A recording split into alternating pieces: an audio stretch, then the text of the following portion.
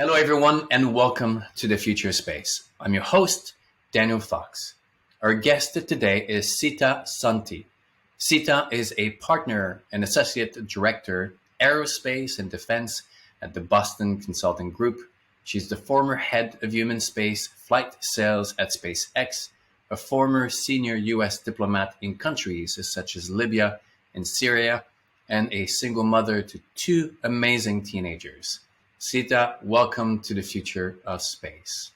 Thank you, Daniel. Thank you so much for having me and inviting me to be part of this dialogue with you today. Well, I'm looking forward to learn more about your journey. But before we go there, I always start my interviews with two really important questions. Could you share with us three words that for you capture the essence of space? Three individual words that capture the essence of space. The first is creativity. I think space has demanded creativity not only to imagine what it takes to get there, but it will continue to demand creativity of anybody involved in the space domain to be able to help each other. I mean, creativity is the basis for a lot of the imagination of the technology, but also the artistry that can emerge. The second word that comes to mind is boundless, both because of the obvious nature of space appearing to be and largely being a boundless environment, but also, and this relates to the creativity piece, if space is boundless, then what we can do there could and potentially should also be similarly boundless. It should only be bound by time, potentially money, right? If there's a financial constraint or resource, but it should not be bound by the human imagination. So, boundless is the second word. Um, the third word that comes to mind is humbling. What I often hear expressed by anyone who's actually been to space, and talking about this 2 seconds ago, the overview effect, is the nature that as one human being, when you're actually in a space environment, or even if you're just imagining it, it should be approached with humility in a way. It should be approached as a potentially boundless and yet tender natural resource. Because if you deliver humility into that environment, then you can actually perhaps have a lot more respect for how we can utilize it in a way that's equitable, sustainable, and really benefits as many people in humanity as possible instead of just benefiting the few. So those are the three words that off the cuff come to my mind. Creativity, boundless, and humility.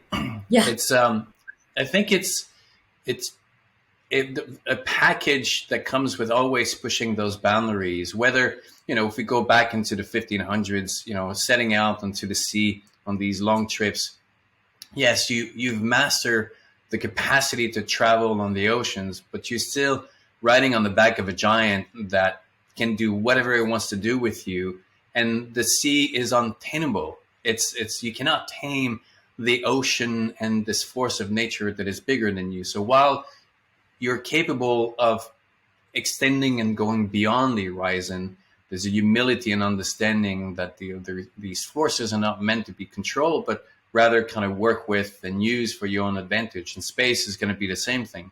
As we go to space, now we have this open to this world that for us know no boundaries, but at the same time, we're just this tiny little speck where we can be pushed out in this, in this single solar wind or whatever it is. But then going to space is going to continue this reality. I think we're going to learn even more about ourselves. And like when we went to the moon, we learned more about the planet looking back.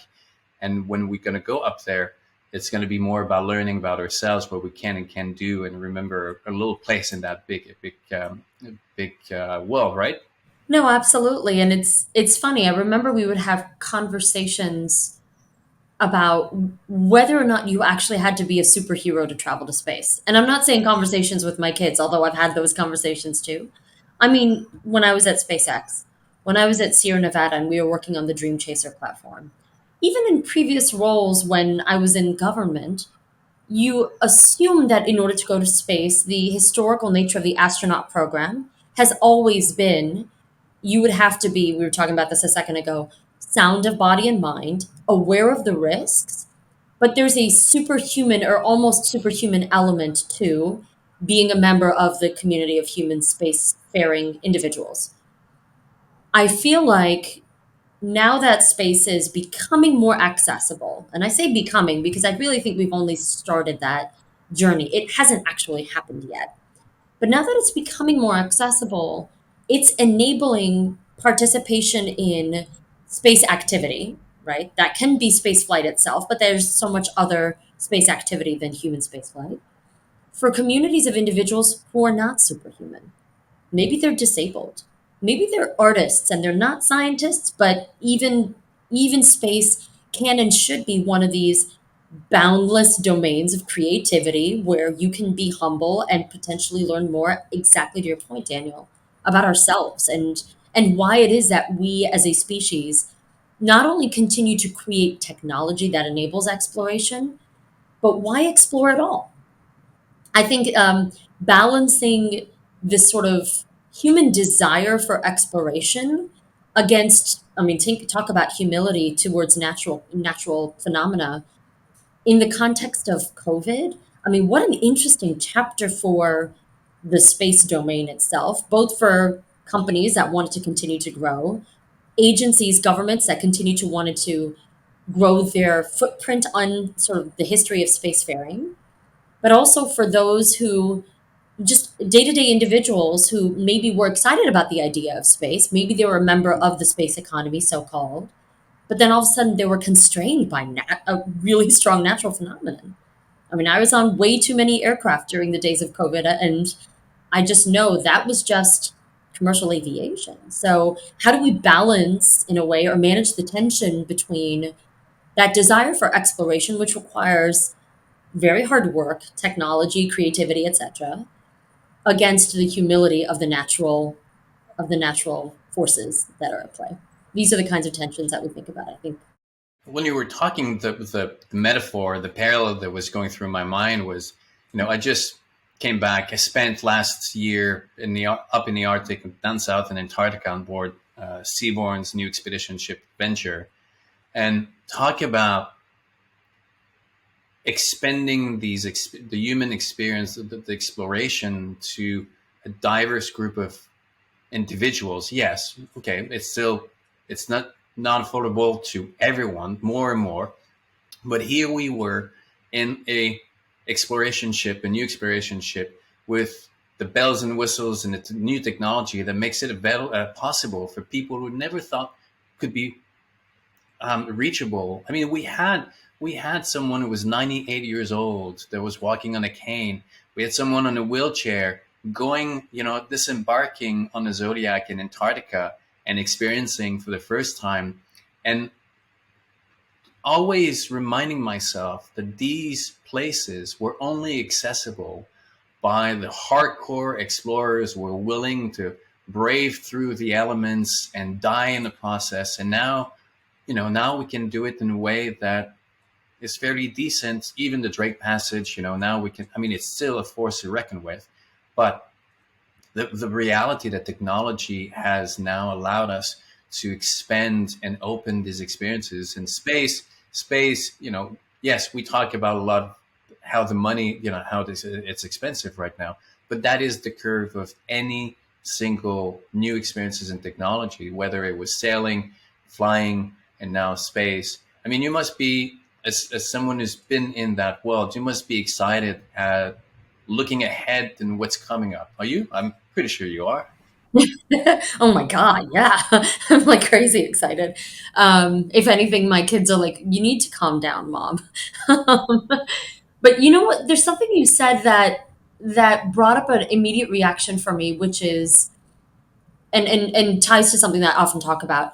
The buzzword or the catchphrase of democratization of space, almost as though space is becoming or has already become more accessible to someone who is elderly, disabled, maybe suffers from diabetes, has cancer, etc. Yes, we have seen tremendous milestones on the trajectory in that direction, but we're not 100% there yet. And a big reason behind this is you still need to have the financial means. And so that's sort of one aspect of exploration, or I would say the benefits of human exploration, particularly in the context of the space domain, that I'm still very cognizant of and try to add value in that context. And I'll be very specific. I'll give you an example. So in Oslo at the end of May, there's going to be a conference sponsored by the Norwegian Space Agency called GLOC or GLOC. Basically, it's the global space communities coming together to discuss technologies and ways to mitigate the effects of climate change. Specifically, one of the topics that I and a group of other great thought partners put together for a potential panel, which was accepted, which I'm so honored about, is actually unlocking the benefits of space based technology to mitigate climate change's impact for underrepresented communities, for underprivileged groups, for economies that are underdeveloped. And one example that came up was the tremendous floods in Pakistan that took scores and scores and scores of lives not that long ago. The benefit of Earth observation, right? Those capabilities that have been in use for quite a number of years now and are becoming more and more refined in terms of the technology over time.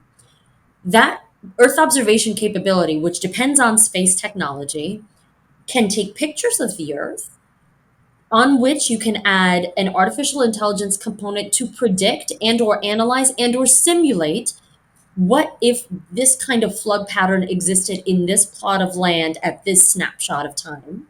And in that simulated environment, what kind of natural disaster recovery needs to take place for a community like the community in Pakistan that suffered such heartbreaking loss. Because what is the purpose of great human exploration, of great engineering, of incredible groundbreaking technology such as Earth observation out of low Earth orbit if we can't save lives here on Earth? What's the purpose of it, right? And so I'm excited to be continuing to have that part of the dialogue. And yes, you can tell I get very, very excited about these topics all the time. I think we've been like kind of circling around the answer to the second question that I always start with. So we can kind of go a little bit deeper there. But what is there's a you just mentioned a technology application of going to space. There's a science story of going to space. But more precisely, what do you think underneath all of this is the human story of going to space? I think we go to new places as human beings, exactly to the point you made at the outset, to learn more about ourselves. But notice I said ourselves, not myself, right? It can be an incredibly individualistic experience. I'm surmising from those whom I've spoken to who participated in human spaceflight specifically. But if we're going to be more equitable about the benefits of that journey, then we learn about ourselves. Is there something that we can learn that we can share with other communities in humanity by going to space? The answer is fundamentally yes. And we've seen incredible examples of that already. I think, I think about like the 3,000 experiments that have been conducted on the ISS in the last, 23 years or so, impacting biotech, pharma, food processing, growing seeds. The nature of those experiments it's not just a fun science project in space. And yes, oh, by the way, it's okay if it is just a fun science project in space. But we're going there as part of the human journey to learn about how cancer cells mutate in a zero gravity environment. So maybe we can better predict how certain cancer cells are going to mutate in a gravitational environment. And again, try to predict in a way to prevent bad outcomes. Because at the end of the day, nobody wants a bad outcome. If there is a way to harness the benefits of space scientific research, exploration, Earth observation, connectivity, precision navigation and timing, right? Like all these capabilities in order to save lives, then of course it's worth it. And of course, we're seeing those meaningful applications already take place based on just the scientific experiments on the ISS alone. And that's what's super exciting to me. There's another example that I get very excited about, which is on recycling. There has been, through 3D printing on the ISS, There's been this movement towards harnessing that technology where you put in recycled plastic, or you put in plastic waste and see if you can generate filament for 3D printing new artifacts. Because, of course, resources are so limited up in space, right? Why can't we do that back here on Earth? That's part of the journey. The incentives to be efficient in space are 1,000 times more important than here on Earth. In fact, the incentive here on Earth actually work against us because it's more abundant and it's easier to be not efficient. And then we have to get to that um, place of stress to realize, oh no, we're not in a in a boundless environment. But going to space, we start from a place. This is not. We cannot just act as if everything is bountiful. We have to be extremely careful. You cannot just open the door and just throw your trash out, the side gate and float in space, because these that transformed carbon material, these atoms are actually worth so much. You need to figure out how to recycle and reuse them more and more. But I think for me, and it was even more like confirmed yesterday when I was watching this documentary, because now we're going we're going deep sea mining. We have these nodules that are down, that are absolutely filled with all these different minerals that we need for this vision of a battery economy. And obviously there's a lot of controversy because we're again in exploring places where there's going to be a lot of impact. But the sooner that we can harvest these minerals up in space in areas that are barren or have less impact, environmentally, the better it's going to be for the Earth. This future, this electric future, is going to be as damageable for the Earth as the fossil fuel, because the problem is not about how much resources that we have. It's always the extraction that is the problem. And if we have to choose between an asteroid who is floating in space or the Amazon or the deep sea, of course we're going to go over there. So the sooner we can extract from space, the better it's going to be for the Earth. I mean, is that something that you agree with and you foresee?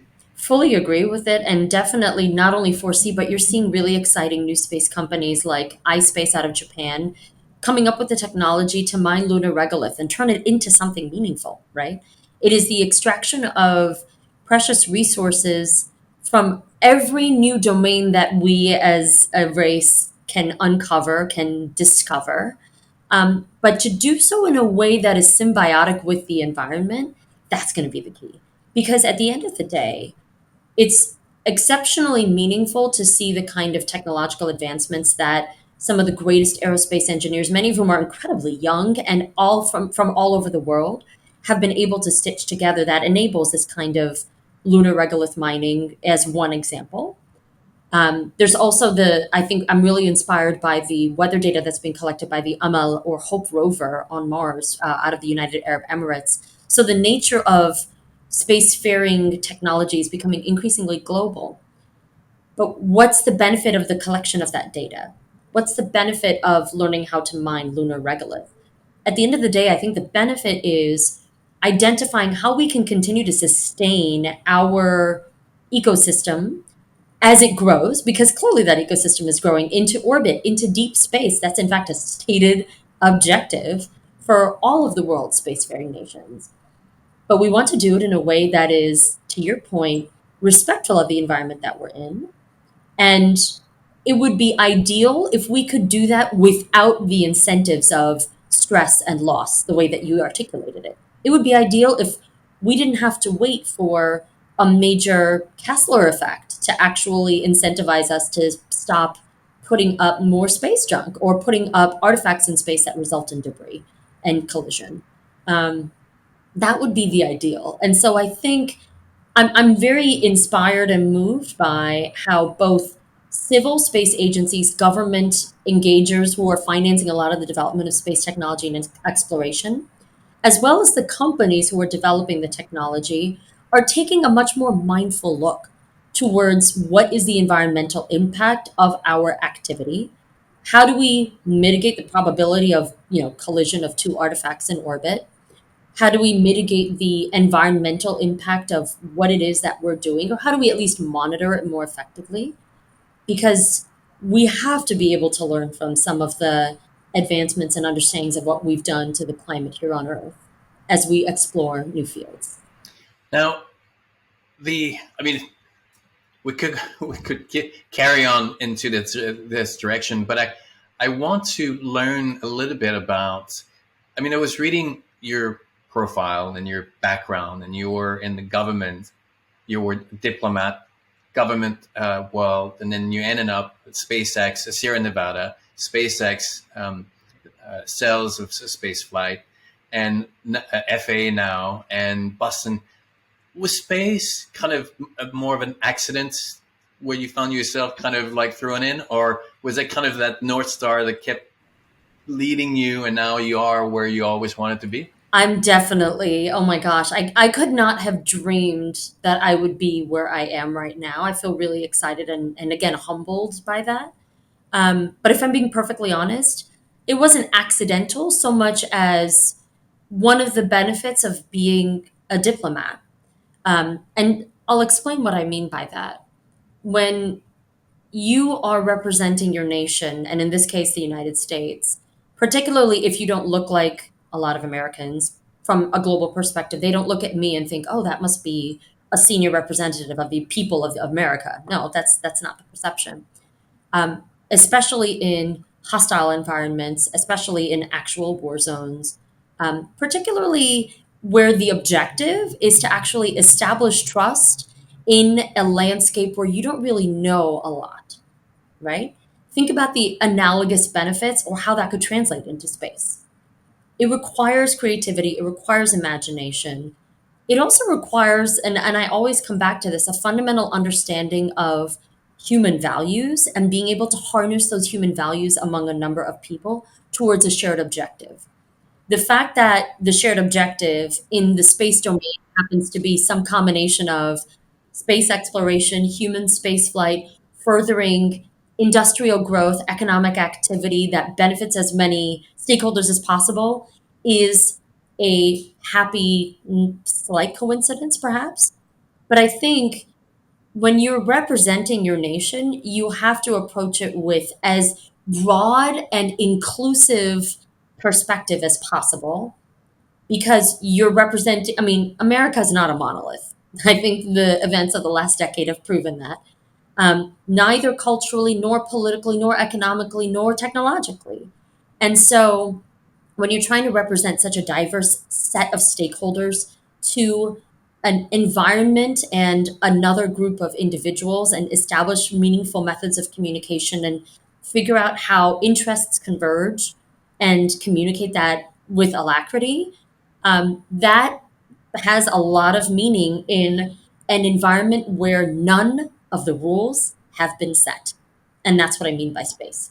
If there are no rules, then you want to approach it with this perspective of, well, where do we actually need to have some boundaries? Because it is boundless at the end of the day. And how do we create those boundaries in a way that actually is not through the lens of zero sum? It's not purely through the lens of competition. It's not purely through the lens of, I want to get there first. I want to maximize my margin. I want to make sure that I capture all of the market share and that I crowd out the potential for any other technologist to enter this domain. It's not through that lens at all. That's where I think it's actually not coincidental that I ended up here. It's it's really, I think, the an older philosophy, of understanding that life is a balance between two tensions. You know, whether it's the yin and the yang, or the Japanese have the Yeto no Uri. The it's this perfect. It's the perfect sword grip. So it's not too stiff so that you cannot move, and it's not too soft that you cannot, stop a hard blow. Life, tension. You need to have enough tension so that you can stand up, but not too much so that you're too stiff and you fall. And I think the markets, the Wild West, where it's free for all, it doesn't. There's no longevity to that. It kind of eats itself in the process. You need a combination of legislations or certain boundaries, and then you have to let people play in the middle. And I think we talk about China and the U.S. and some of the comparisons in today's markets. And China what we hear a lot is that there's a lack of creativity because they don't allow the playing in the middle. Yes, you need again those boundaries, and going to space, we're gonna need the human mind to go and want to play, but at the same time we need those rules. You mentioned something, and being a diplomat, I want us to talk a little bit more about that. You have being a diplomat, coming to the table, representing a country of abundance and different realities, and finding yourself in these places that have different realities. Um, you have, first of all, to start from a place of recognition of differences. Yes, we all have the same values. We want to put food on the table. We want to be recognized. We want to give our children a future. But then after that, there's a lot of differences. I hear a lot, when we go to space, the analogy, you look back, it's like, oh, we come from one single planet, there are no borders. But the reality is that there are endless borders. There's like 8 billion personal stories on this planet. And we have to recognize those differences if we can move beyond and above them. Would you agree with that?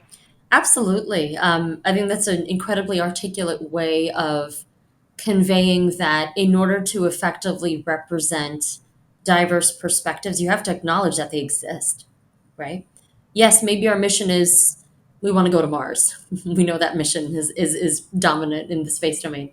Maybe our mission is we want to better discover how to 3D print things in orbit so that we can 3D print and more appropriately preserve natural resources here on Earth. The mission profile can be different. How we get there, there's so many, like you said, potentially 8 billion paths to get to that outcome. And you can only benefit from hearing at least hearing and at most integrating each one of those 8 billion perspectives in what the ideal journey can be. And yes, it can be highly inefficient to have to listen to 8 billion people. So at the end of the day, you do need to try to synthesize some kind of fabric. Synthesizing that fabric is not just a soft skill, which is an expression which troubles me because there's nothing soft about it. It's exceptionally challenging. But if you think about the engineering that's required to develop a launch vehicle that is reusable, or the engineering that's required to identify the number of artifacts in low Earth orbit into a systemized space situational awareness database, right? These are actual engineering demands that are out in the industrial economy today. The engineering itself, there's a few different ways that you can solve each of those problems. And once you add to that, okay, maybe there's different scientific and mathematical ways to solve those problems. What are the ethical ways to leverage the answers, right? How do we ensure that we offer these services so that whoever is at stake or whoever interests are at stake can be met? Yes, of course, I want my interests to be met before anybody else, whether my interests are those of the United States vital national interest or my interests are the, you know, quarterly report of a publicly traded aerospace and defense company. I'm always going to prioritize those. So it is, in fact, a tension to manage. There's an expression in Sanskrit which is similar to what you were identifying earlier, ativrushti, anavrushti, and that expression suggests it's either everything, everywhere, all at once, one of my favorite movies, or nothing. And in principle, there has to be some balance between the two of how do we integrate as many diverse methods to both solve the science and technology and engineering and math problem and drive a good financial outcome for as many as possible, as reasonable, and ultimately expound on the benefit and the impact for as many communities who may or may not even know that they can benefit from this. Like in a perfect world, we will be 3D printing human organs in space. We will be bringing them back to Earth. But rather than them all being delivered to the most developed economies, they will actually be distributed in an equitable fashion to countries where the mortality rates are the highest, right? That's a positive outcome. That's a diverse outcome that I think really can showcase the potential benefits of space exploration for all of mankind. It's now. I don't want to dismiss all the problems that our society face. I mean, we do.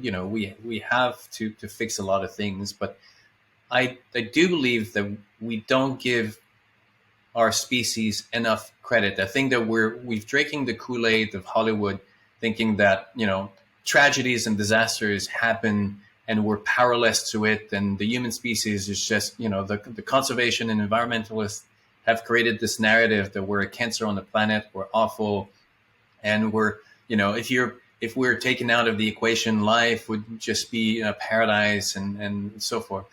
But we are an active participant. In fact, I mean, first of all, we're a product of nature. We wouldn't exist if nature would have not wanted us to appear. But we are always playing this dance with our environment. And when there are problems that happens or arise, we figure out how to solve them. And I think this is what the human species is expert at. It's moving forward. Yes, we break things and we push the boundaries, but then we're constantly trying to reassess how we can go beyond. This is this is a reason why we're 8 billion on the planet. It's not because we're a bad species. It's because we're expert at figuring out how to move forward. And correctly so, we have AI coming. There's a lot of dangerous technologies that are coming, and space is going to be, opening a Pandora's box of new challenges. But at the same time, we have this awareness of wanting to move forward by doing the right thing. And I'm definitely not a gloom and doom person thinking of the future, because I'm surrounded by people that wake up every single morning wanting to do the right thing and wanting to find solutions and wanting to make the world a better place. Is that a sentiment that you share also? Yeah, absolutely. And it's funny. Even as you were talking about AI, I'm very, very curious to see what happens with ChatGPT and how many jobs it replaces, and how many people in how many generations or how many segments of the industrial economy are impacted by artificial intelligence. And yet, it's a tool, right? Any kind of technology, anything that's made, whether it's a launch vehicle, let's not treat it as God. It is a tool towards solving additional problems. And it's a tool ultimately that was made by us, or some segment of us, as a species, to your point. And I think about, the benefits of the industrial economy largely are the ability to invest in the development of technologies whose applications we don't even have defined yet, right? We don't really know how we're going to most successfully or maybe most ethically leverage something like ChatGPT. We're kind of playing around with it. I mean, kids are playing around with it in school. But at some point, you let the technology grow, you see the power of what it can do, you extract economic benefit, you can add to and stimulate and really drive shareholder value for a lot of companies and or the industrial economies, which create jobs, which drive education, etc. So there is a positive impact from a macroeconomic standpoint. And then the pendulum will swing, and there will need to be the establishment of some norms. Because at the end of the day, they're tools that have to service us, and as many of us as possible, if you want to prevent negative outcomes. And so that pendulum will swing, and there will need to be rules, a rules based order that's established for ChatGPT, the same way that rules are going to be established for space situational awareness, for launches, for the environmental impact of launches, for the safe methods of transportation of humans to space, because many of us want to opt into that experience if there's some stage where we can afford it. But even in the beginning of commercial aviation, it was not affordable for most people. It was terrifying for a lot of people. And at the end of the day, it actually is a major driver in not just the growth of economies, but what I call the free flow of information and ideas, right? So, in a way, space transportation and space exploration is going to be another lever, but it's going to be a tool.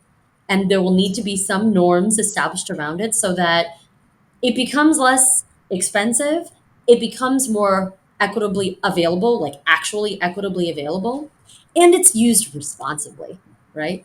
Like we want all of these tools to be used responsibly, maybe for some play, maybe for some art, maybe for sure for industrial development, maybe for scientific research, but those applications have to be done in a responsible and ethical way. And I think those are the kind of questions that really the space community is grappling with today. So how did you go from the government to Sierra Nevada? Like how, like what was that? I mean, after Sierra Nevada, the SpaceX and where you are right now, there can be, we can see the trajectory. But really, that leap from the governmental to Sierra Nevada, the space, what was the opportunity that presented itself to you? No, well said. And I would be remiss if I didn't express thanks to all of frankly, the inspiring leaders in the aerospace industry who actually took a chance on me. Because unlike a lot of folks in the space industry, I'm not an engineer, although I'm pretty good at math and science. But I didn't go down that path academically. I went into economics. And as I had a career as a senior diplomat, and one of the interesting factors or natures of the work that I did in the countries where I worked as a diplomat is that at the end of the day, aerospace and defense industry is a tool of foreign policy, right?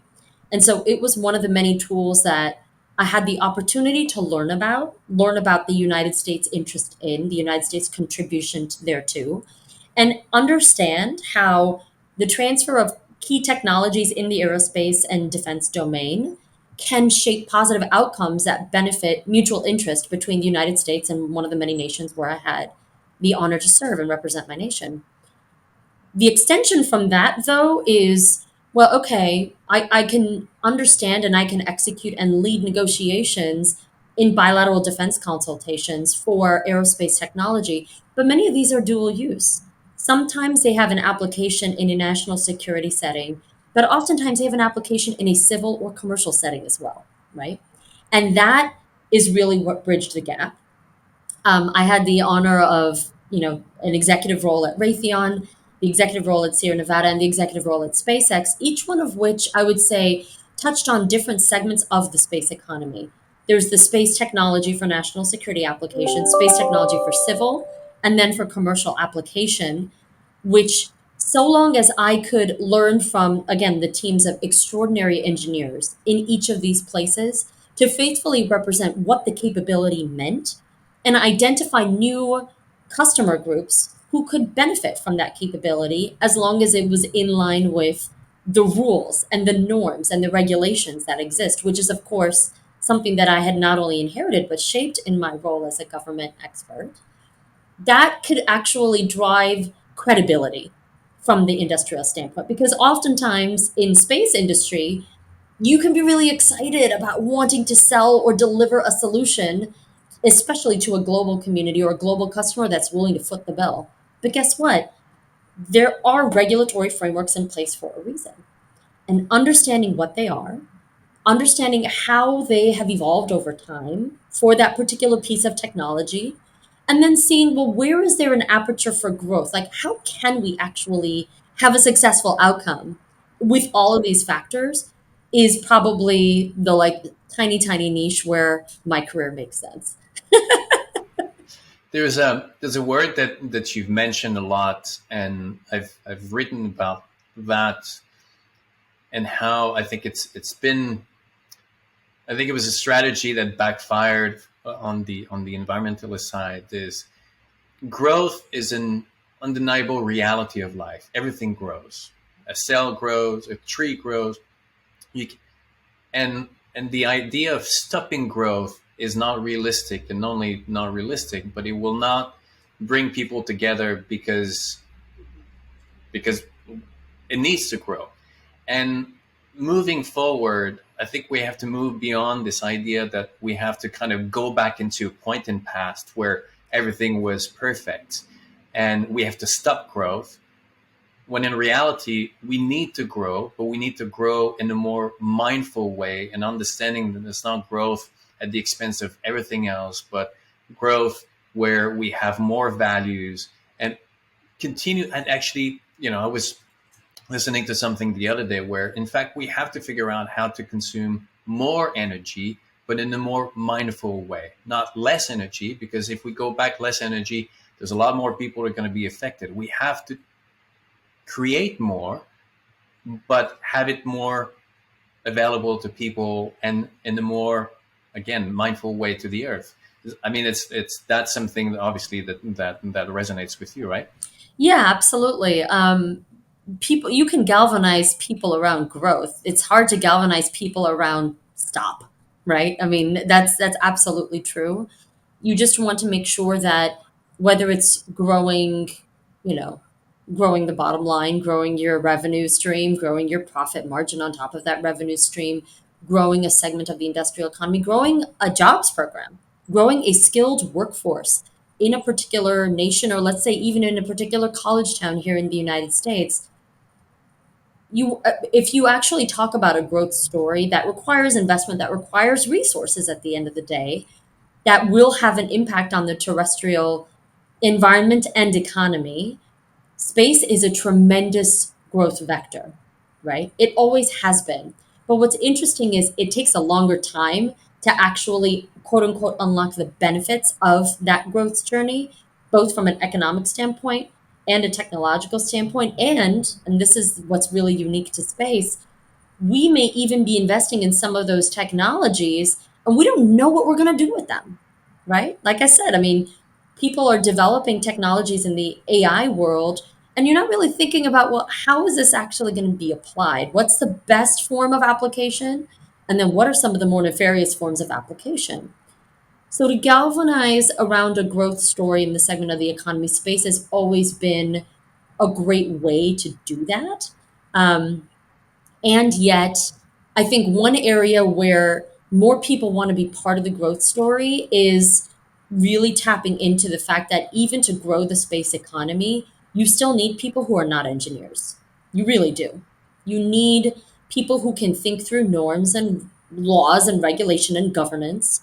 You need people who are creative enough to imagine what non scientific experience is going to be like in orbit. You need people who want to make music in space, and you need sound engineers who are going to think through, well, how do we actually broadcast a concert from space? Because I promise you that will actually benefit humanity, right? But the thought process that's required for that is a growth story. It does require the utilization of a lot of natural resources, both here on Earth and in orbit. And it has the potential to obviously make historical milestones happen. So yeah, absolutely. We should all want to be part of that growth story, as long as we're doing it in a way that's, as I said, responsible and doesn't hurt anybody. I mean, it's just the fact that you and I were having this conversation about space. I'm a wilderness explorer. You know, you're a diplomat. Space used to be more of a, went from government, I mean, defense and engineer focused and really kind of the mathematic background. And now it's opening up and really kind of focusing on elevating and diverse and taking the human experience. It's really about taking the human experience where it's not just about math. Math actually takes a second. It's more in the background now. Now we want, how are we going to take what we have on Earth with us and make it, livable? Because obviously no one wants to live into, it's like no one wants to go camping all the time, in the little shack just at the mercy of the elements. At one point you want to have a nice little cabin in the house and all this. So, and it's going to be all these different personalities, these different assets that are coming to the table and want to elevate the kind of the human experience up in space. See that I want to be mindful of your time, and usually I start with three words that capture the essence of space, and then I end with three words. What are your three words of wisdom? You've obviously lived in a lot of different circles. You have a lot of knowledge, and for anyone, whether they're starting or they're in the middle of their career or they want to look for something fresh, what would be your three words of wisdom? Uh, well, I mean, maybe they're a little bit obvious, but they're what come to mind. The first one is learn. That again, it's obvious, but nobody, not a single member of the entire human race, no matter your net worth, no matter how much equity you have in a particular company, no matter how much power you have. Nobody knows everything. And so every opportunity is an opportunity to learn from someone else, no matter how old or young or rich or poor or powerful or not powerful they may be. So learn is the first one. The second one is service. Um, if you if you are working in any domain, it needs to be in the service of something other than yourself. Otherwise, you're not approaching it with, as I mentioned, the humility that I think we all need to continue to approach our space exploration, which is what you and I share in common, but really any domain. You need to actually do so in service of some greater good, some value set, some mission that is not yours and yours only. So learning service, and the last word is silence. I can't tell you how often, I mean, I'm an introvert, which surprises a lot of people, but I can't tell you how often I'm in meetings and people are talking and they're not just being silent and listening to what the other person has to say to truly understand someone else's perspective and gain the benefit of the diversity of humankind. You just need to be quiet. So those are the three words of wisdom that I have to share on this Friday. You know that the often when I did my presentations about my years of doing solo wilderness expeditions, one of the questions that people often ask me is that how did I deal with the solitude, with silence? Because it was one of the hardest things for them to imagine, like this emptiness and where they constantly feel like they have to fill in and put over. But for me, you need to have displays for the magic to come in. There's something like if you're constantly trying to be ahead, you're not going to allow that space for something else to come, whether it's someone else, whether it's a thought. But you know, Albert Einstein often said it's like he has his best ideas while walking, but you need to create these spaces where you open yourself rather than constantly pushing out. So yes, absolutely. So silence, learning, and the service. Love, love those. Sita, it was a wonderful way to start my day. Thank you so very much for coming on the Future of Space. And I know that we're going to be seeing each other in Washington D.C.